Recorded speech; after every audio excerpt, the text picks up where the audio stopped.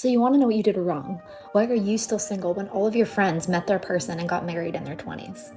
First of all, being single in your 30s is one of the best things that could have ever happened to you. You didn't do anything wrong. You got lucky.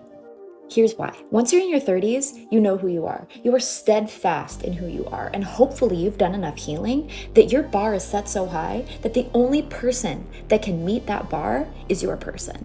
Interesting perspective. The comment, I always wonder what I did wrong to be alone at 30 plus, when people around me got married at 25 and met each other at 18. So from this woman's perspective in the comments, she feels as if she's missed out. Her opportunities, her chance. I'm valuable. Now think about this. That's what she thinks. So what would men dating her have to deal with that thought in her head every single night? You're set in who you are. You're set in a career. You know your dreams, your aspirations, where you want your life to go. In your 20s, you just don't know that. Or for the most part, people don't know that.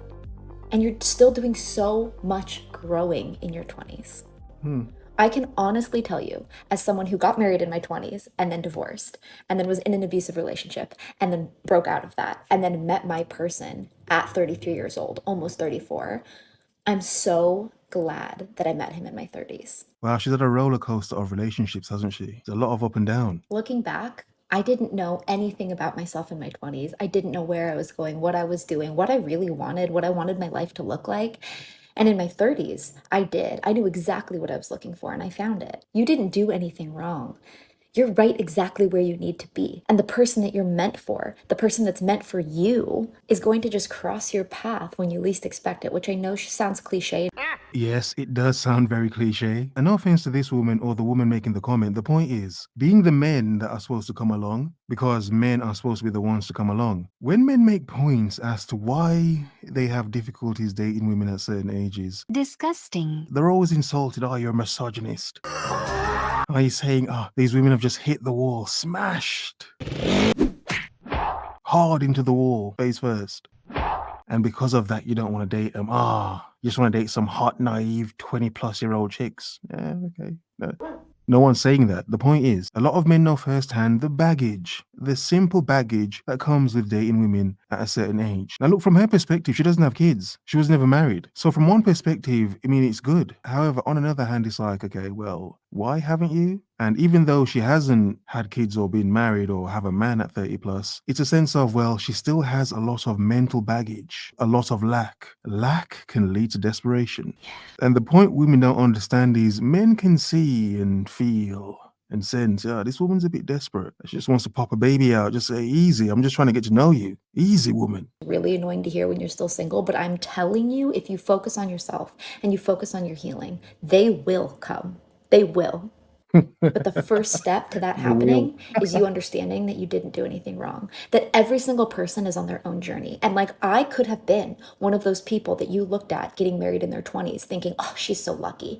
And I wasn't so lucky. And I got divorced. And then that hurt and sadness left me in such a bad place that I immediately jumped into an abusive relationship.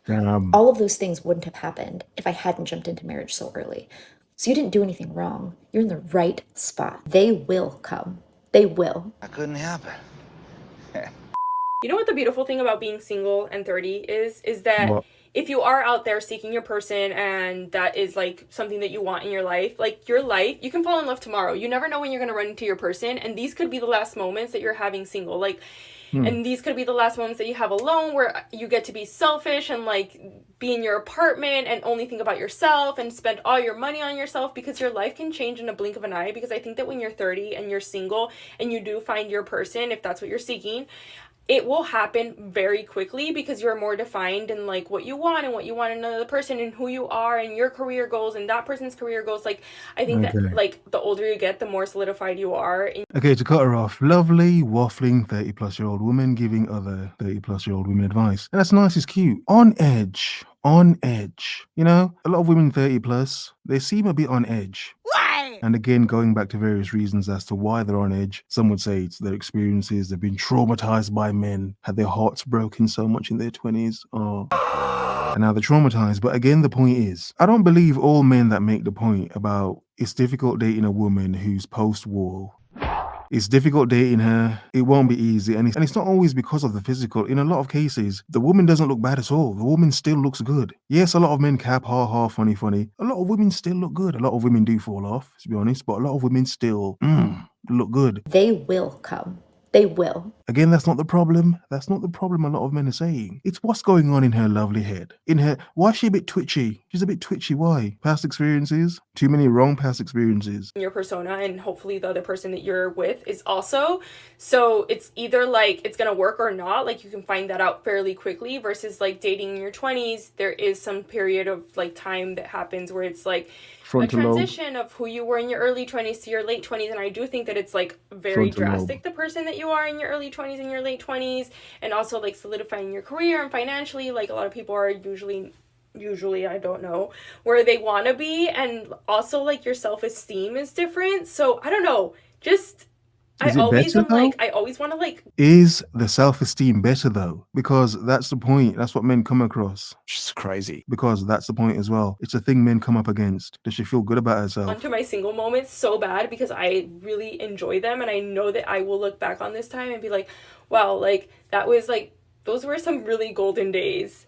So yeah, if you're single and you're 30 and you are seeking that person, just enjoy where you're at now, because literally a year from now, your life could be completely different, and you could be like fully in love with the person that you know you're gonna marry, and you will never have this era back in your life again.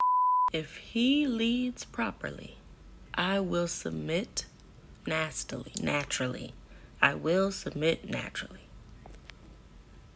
I've been single now for almost a year and a half, and something I realized that has happened to me, I feel like a teenaged woman. I was with my ex-fiance for 10 years, and we started dating when I was 21, and he broke up with me only a few days before my 31st birthday. Wow, wait. He broke up with you. Only a few days before my 31st birthday. Why? Well, that is interesting. Why did he leave you a few days before your 31st birthday? Wonder why. Fast forward, I've been living in New York almost 1 year, and there's this side of me that is very much the 30-year-old. I feel so confident in my work and my point of view and what I want out of life.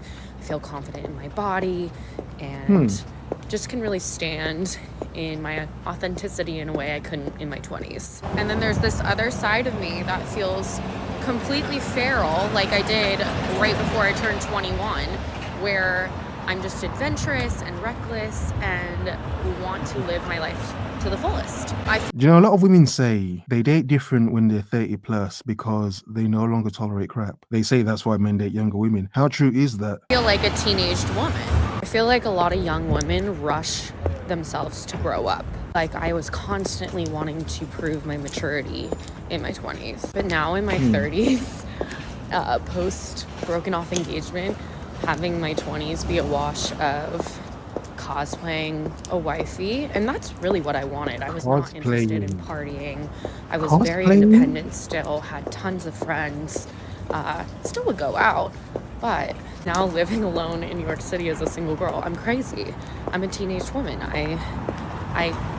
Okay, not to be rude to this woman. Delusional. Is it a sort of grasping at her youthful self? She feels like a teenager now because, I don't know, maybe her ex is dating a younger woman. Maybe at her age, yeah, she feels more good in herself, one could say. But I mean, she feels like a teenager. Maybe she does feel young at heart, but it's just interesting. I'm just saying. Stay out till 3 a.m, but then also know exactly what I want and set really strong boundaries with friends and men. So I'm just frozen. I'm frozen as like this early 20s teenage version of me, and then the person I am now, like this confident woman who is proud of how much she has survived and fought to have the life that she has. Our woman who is over 30 and single and who wants to have a man, wants to have marriage, wants to have children, one of the things that you are going to have to learn how to do is to move out of the feeling of desperation. Whenever you feel like you are running out of time, you begin to lose hope. And what literally happens is that the things that you want move further away from you. Exactly the point. This lovely woman's making the point that I'm making as a man. Feeling of Desperation. We can see it, sense it, feel it, what vibrations, whatever, the astral charts, something's over there in the sky and it's reflecting here. I don't know. You get the point? Men can sense it and see it. Men know it. For some men, that's a benefit. Oh, she's desperate. Yeah, she's easy. But for all men, no. For men who are actually well put together, they can be like, look, this is not going to benefit me in any way. You just look desperate for any man. Not me specifically as this man. So as long as you feel like you're missing out, you're losing out, time is going to pass you by, there are no good men available for you, you are putting yourself in the emotion and the spirit and the energy of desperation and fear, which is only going to cause you to move further away from the things that you actually want. Instead, what you need to do is learn to manage your emotions around what it is that you're feeling and that you want. So instead of leaning into the fear, leaning into the desperation, begin to practice some sort of self-care mechanism, self-regulating mechanism that you can do on a daily basis that will help you to manage those emotions. Feeling of Desperation. It sounds cute, but is it going to work? Is it going to work? Sometimes I do find it insulting that women just think men are dumb. We're just some Dirty, musty, crusty men.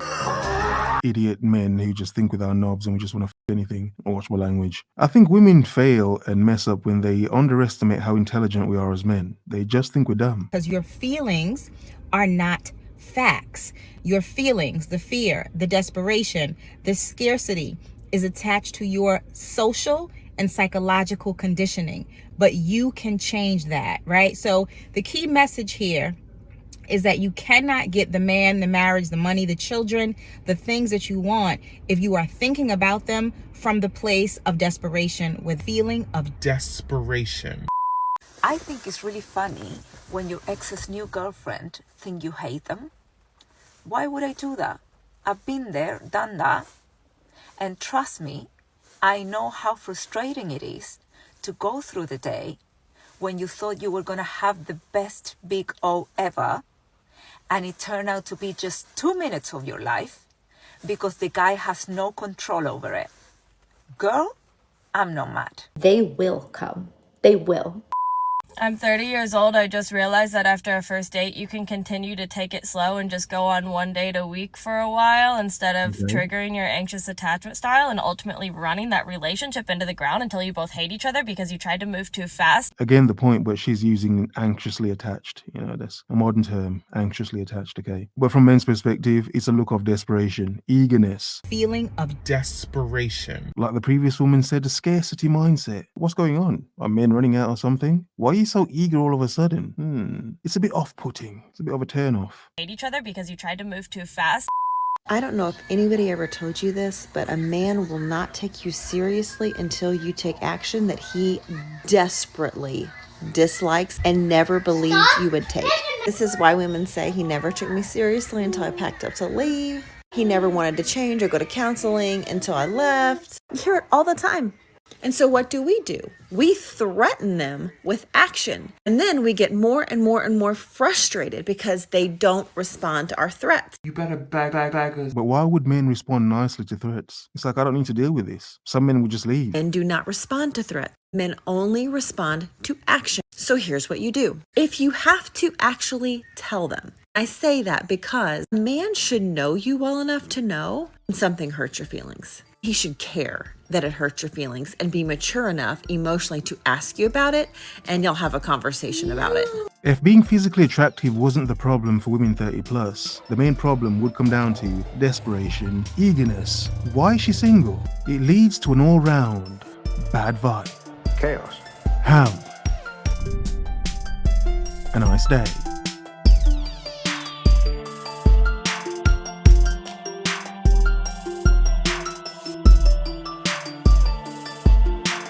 They will come. They will. feeling of desperation.